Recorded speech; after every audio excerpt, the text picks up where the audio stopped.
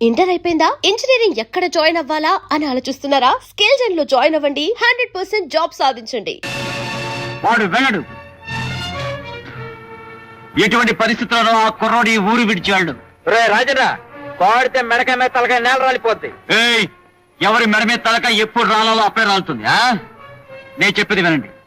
తప్పు జరిగిందని పంచాయతీ పెట్టి ఆ కుర్రోడిని తీసుకొచ్చారు. అయితే ఆ తప్పు చేసింది వాడు ఒకడే కాదుగా, జమీందారు గారి అమ్మాయికి కూడా ఈ తప్పులో భాగం ఉంది. కనుక ఆ పిల్లను కూడా తీసుకొచ్చి ఈ పంచాయతీలు నిలబెట్టి ఆ పైన తిరిగి చెప్పండి. ఏమిటి, జమీందారు గారి అమ్మాయిని, మహత్తరమైన వంశానికి చెందిన అమ్మాయిని తీసుకొచ్చి నలుగురు మధ్యలో నిలబెట్టాలా? తప్పు చేసింది రాజైనా పేదైనా ఎవరైనా సరే పంచాయతీ మధ్యకు వచ్చి నుంచు తిరాలి. అదే న్యాయం. సరేనా బాయ్, నీ ఇష్టం వచ్చిందల్లా న్యాయం అంటుంటే ఊళ్ళో పద్ధతి కట్టుబాటు లేకుండా పోతుంది. రేపటి నుంచి కూలి మీద కొడుకొచ్చి రత్నందారి కూతుర్ని ప్రేమించాలంటాడు. ఊరంతా ప్రశ్నం అయిపోతుంది. కనుక అయ్యా, ఆలోచించడం ఊరుకోవడం మంచిది కాదు. వెంటనే శిక్ష అమలు జరపాల్సిందే. అమలు జరపవలసింది శిక్ష కాదు, పెళ్లి. రేపు ఉదయం సరిగ్గా 10 గంటలకు శివాలయం దగ్గర జమీందారు కూతురు మెడలో తాళి కట్టి వీడు పెళ్లి చేసుకుంటాడు. రేయ్, అదే జరిగితే ఈ నా కొడుకు మెడకాయ మీద తలకాయ ఎగిరి ఊరు మధ్య పడి ఉంటుందిరా. నీ అబ్బా, ఆ తలకాయ పట్టం కాదురా. నే చెప్పిన సమయానికి జమీందారు కూతురు మెడలో తాళి పెరగపోతే తక్షణం ఆయన భార్య మెడలో తాళి తెగిపడుతుంది.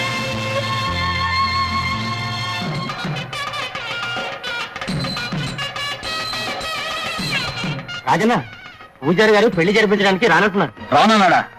ఎక్కడు? ఆ ఊళ్ళో మా మీదే ప్రతిజ్ఞలు చేస్తాడా? ప్రతిజ్ఞలు చేసి గెలుద్దాం అనుకుంటున్నాడా? చూస్తాం ఈ పెళ్లి ఎలా జరుగుతుందో. మేమేమని సెలవిచ్చాం? చూస్తాం ఈ పెళ్లి ఎలా జరుగుతుందో అని సెలవిచ్చారండి. కానీ పెళ్లి చూడాలంటే గుడి దగ్గరికి వెళ్ళాలి కదండి. రేయ్, పిచ్చి కోతలు కూర్చావంటే ముందు నీ మెడకాయ మీద తలకాయ లేచిపోద్ది.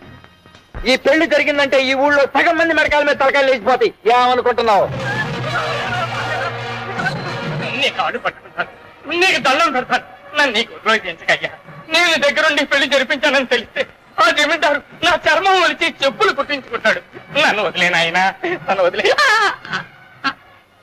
జమీందారు ఆ పని చేస్తాడో లేదో నాకు తెలియదు గాని నే చెప్పినట్టు చేయకపోతే ఇప్పుడే ఆ పని నేను చేస్తాను. ఈశ్వర, నాకెందుకయ్యా ఈ శిక్ష? వెళ్ళు. రాజన్నా, సీతవాయి స్వాహ, నారాయణ స్వాహ, మాధవాయి స్వాహ.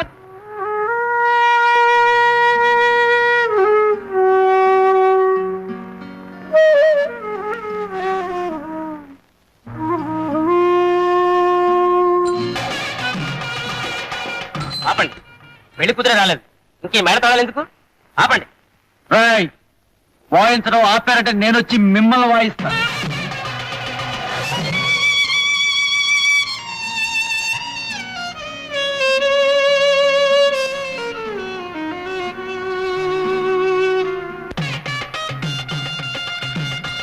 రాజు, ముహూర్తం దగ్గర పడింది. ఇక అమ్మాయి రాదేమో. ఆ అమ్మాయి వచ్చి తీరాలి.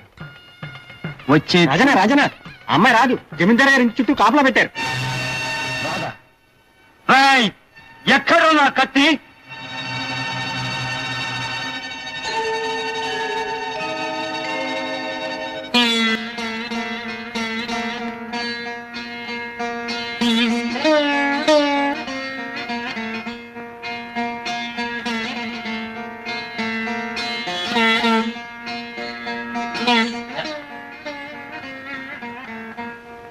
పూజారి, పెళ్లి జరిపించు.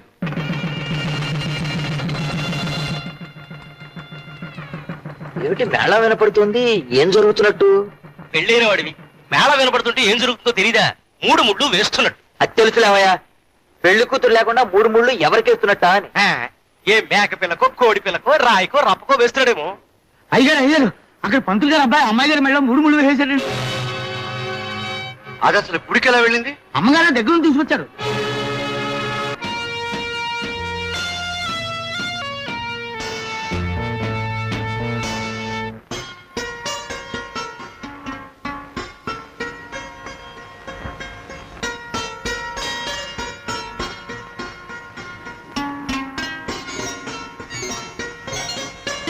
కబడ్డీ కబడ్డీ కబడ్డీ కబడ్డీ కబడ్డీ కబడ్డీ కబడ్డీ కబడ్డీ కబడ్డీ కబడ్డీ కబడ్డీ కబడ్డీ కబడ్డీ కబడ్డీ కబడ్డీ కబడ్డీ కబడ్డీ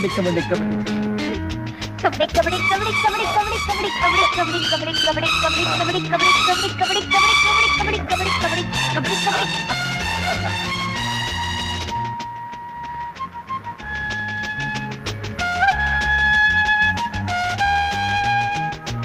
ఇప్పుడు నేనేం చేస్తానో తెలుసా? ఏమీ చేయలేవు.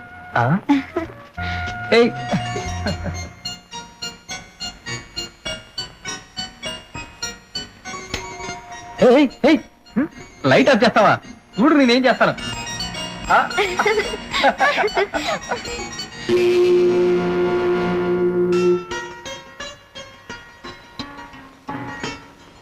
ఫస్ట్ నైట్ ఎవరన్నా లైట్ ఆపుతారా? లైట్ అంటే నాకు ఇష్టం ఉండదు. అంటే నీకు చీకట్లోనే ఇష్టమా? మ్మ్.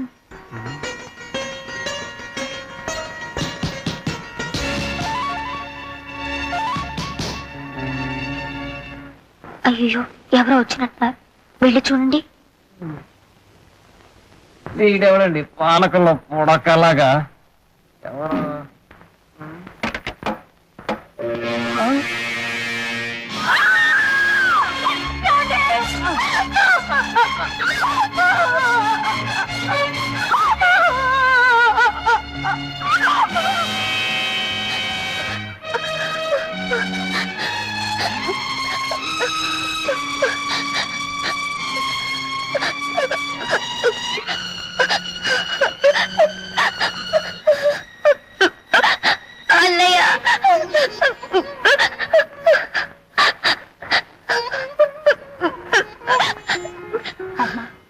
ఎందుకు ఏడుస్తున్నావు?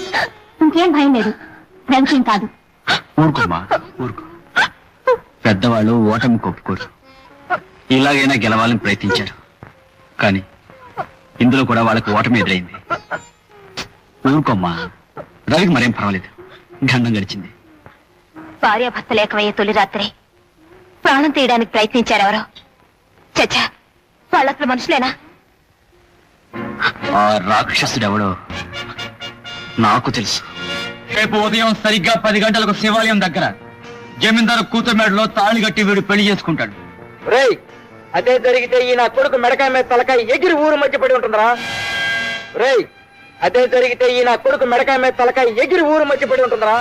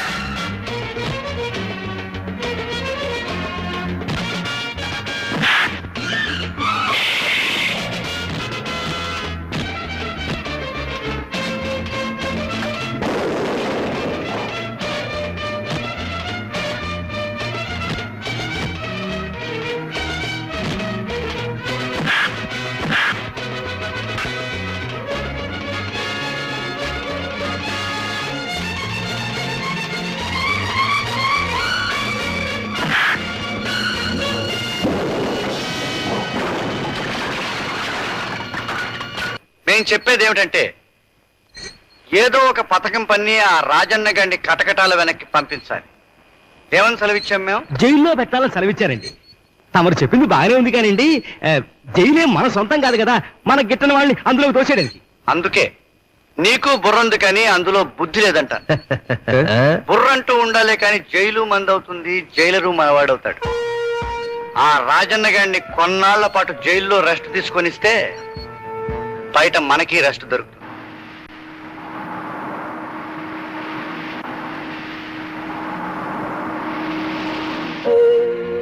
ఇదే పెద్దయ్య, ఎప్పుడు లేని మన ఊళ్ళో పోలీసులు వస్తున్నారా? చీ చీ చీ చీ చీ చీ. ఎవరిని? ఈ పాడు బీడీని. బీడీనా? ఈ బీడీ మహత్యం నీకేం తెలుసు? రాజు, ఇంత మంచివాడుగా మారిన తర్వాత కూడా ఇంకా ఈ బీడీ మెదలేవా? అమ్మమ్మమ్మ, ఈ బీడీ లేకపోతే మనం క్షణం కూడా ఉండలేము. వాళ్ళు జువ్వ లాగేస్తాయి. సరే, ఈ క్షణం నుంచి బీడీ తాగడం మానేయాలి. ఎందుకు? నా కోసం. నీకేం చెప్పినా విన్నాను కదరా అని ఈ ఒక్క విషయం మాత్రం నన్ను వదిలేసాయి. చూడు రాజు, బీడీ నీకు ముఖ్యం అనుకుంటే నన్ను మర్చిపో, లేదా నేను నీకు ముఖ్యం అనుకుంటే వెంటనే బీడీ తాగడం మానేయాలి. రాణి, సరే, నేను కావాలో బీడీ కావాలో నువ్వే తేల్చుకో. మిస్టర్, మీ పేరేనా రాజు? నా పేరే రాజు. ఊరికందరికీ రాజన్న. ఏమిటి విషయం? నువ్వు ఊరు పంచాయతీ దగ్గర రావాలి. మా ఇన్స్పెక్టర్ గారు నేను రమ్మంటున్నా. రాజు, ఏమిటిది? నువ్వేం భయపడకరాని. ఆ ఇన్స్పెక్టర్ టైం బాగున్నట్లేదు, అందుకే నన్ను పిలిచాడు. వెళ్ళి పరామర్శించి వస్తాను. రండి రండి రండి. నీ మీద చాలా కంప్లైంట్స్ వచ్చాయి. వాటి కారణంగా నిన్ను అరెస్ట్ చేయడానికి పిలిపించాం. ఇన్స్పెక్టర్ గారు, ఇతని మీద ఫిర్యాదులు ఏమిటి? అసలు అది ఇచ్చింది ఎవరు? ఒకటా రెండా? 1.25 ఉన్నాయి. ఇన్స్పెక్టర్ గారు, అరెస్ట్ చేసి పారండి. ఆచారే, కుడి చెయ్యి. చూసారా మీ ఎదురుగానే ఎలా బెదిరిస్తున్నాడో నన్ను. ఇదే మాట మిమ్మల్ని అనడానికి ఎంతో సేపు పట్టదు. అమ్మో, ఇన్స్పెక్టర్ గారు మిమ్మల్ని ఎంత మాట అన్నాడో చూసారా? ఇంకా విచారణ అక్కర్లేదు, అరెస్ట్ చేసి పట్టుకోండి. నీ మీద వచ్చిన ఫిర్యాదులు చాలా ఉన్నాయి. గోపన్న గారు కూతురు చేపట్టుకుని బలాత్కరించబోయావంట, మాధవరావు తోటలోకి వెళ్ళి దొంగతనం చేశావంట, రామరాజు గారి ఇంట్లోకి వెళ్ళి. ఆపండి ఇన్స్పెక్టర్ బాబు.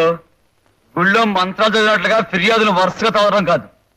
ఆ ఫిర్యాదులు ఇచ్చే మనుషులతో ఒక్కసారి చెప్పించండి చూద్దాం. మీలో ఎవరయ్యా గోపన్న? గోపన్న ఎవరు? ఇప్పుడు దాకా ఇక్కడే ఉండి హడావుడిగా జారుకున్నాడండి. ఏ కడుపులో పోచి ఉంటాడు.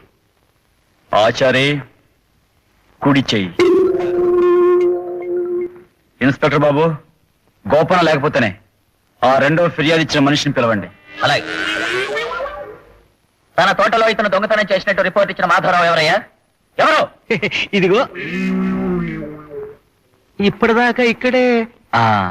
ఇదిగో ఇప్పుడు అక్కడ. ఏయ్, నీ మందు పేరు చెప్తే పారిపోతారే, అలా పారిపోతున్నాడు కదా. అమ్మో, ఏమిటయ్యా ఇదంతా? రిపోర్ట్లు ఇచ్చేసి విచారణ జరిపే వేళకు ఎవరు లేకుండా వెళ్ళిపోతున్నారు. ఏమిటిదంతా?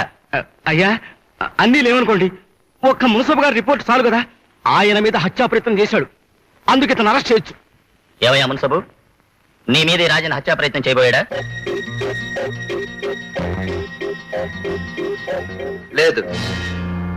అదేమిటయ్యా మున్సబ్ అలా చెబుతున్నావు? నిజమేమిటో అదే చెబుతున్నాను. అమ్మో, నాకు కొంచెం కడుపులో నొప్పిగా ఉంది, నేను మంది వేసుకుంటాను. అయితే అబద్ధం రిపోర్ట్ ఇచ్చి చట్టం తోడుకోవాలని చూస్తున్నారా? ఇది నేరం అని చెప్పి మిమ్మల్ని అరెస్ట్ చేయొచ్చు, కానీ ఈసారి క్షమించి వదిలేస్తున్నారు. మరెప్పుడు ఇలాంటి పని చేయొద్దు. ఏమిటో వెధవ కర్మ, ఈ రోజు ఏమీ కలిసి రాలేదు.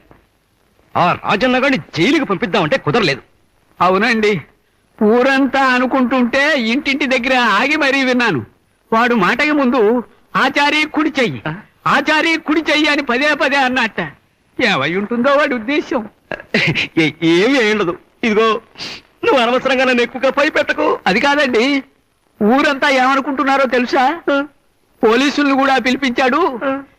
ఇక ఆచారి కుడి చెయ్యికి పట్టిన గతే ఎడం చెయ్యికి పడుతుంది, అది కూడా అతి త్వరలోనే అని 2-3 కత్తుల్ని కూడా నూరుతున్నట్టండి. ముందే అపశకనం కోతలకు ఎగు. నువ్వు అపశకునం మాటలు కాదండి, వాడు అసలే పాము లాంటి వాడు. ఆ పైన 2 చేతులు ఉన్నవాడు. రాత్రి వేళ మీరు ఒక్కరు పడుకుంటారు కదా, అప్పుడు ముందు కిటికీ చప్పుడు అవుతుంది. దాంట్లో నుంచి వాడు చూస్తాడన్నమాట. దేని వంక? ఎడం చేతి వంక. తర్వాత మెల్లిగా తలుపు గొళ్ళెం ఊడుతుంది. తలుపులు మెల్లిగా తెరుచుకున్నాయి. మీరు మంచి నిద్రలో కుడి చేయి కూడా ఉందని సంబరపడుతూ కలలు గంటూ పడుకుని ఉంటారు. వాడు లోనకి అడుగు పెట్టాడు. పెద్ద మాంసం కోసే కత్తి చేత్తో పట్టుకున్నాడు. లోపలికి వచ్చాడు. మంచం దగ్గరగా వస్తున్నాడు. దగ్గరగా వచ్చాడు. ఈ ఎడం చేతి మీద దుప్పటి తీశాడు. కత్తి పైకెత్తాడు. ఇంకా పైకెత్తాడు. ఇంకా పైకెత్తాడు. తమరు మహత్తరమైన పథకం వేశారండి. కాకపోతే ఆఖరి క్షణంలో ఆ శేషయ్య గారు వెధవ కోత పూసి కథంతా అడ్డం తిప్పేశాడు.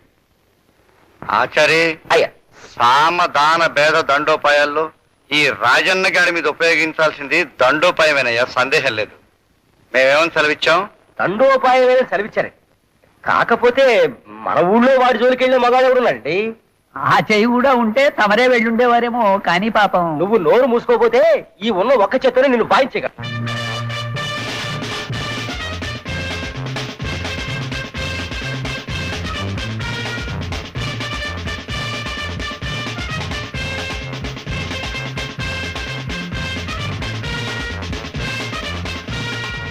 And for more videos, Please subscribe to iDream. Please subscribe to iDream. Please subscribe iDream. And please subscribe to iDream.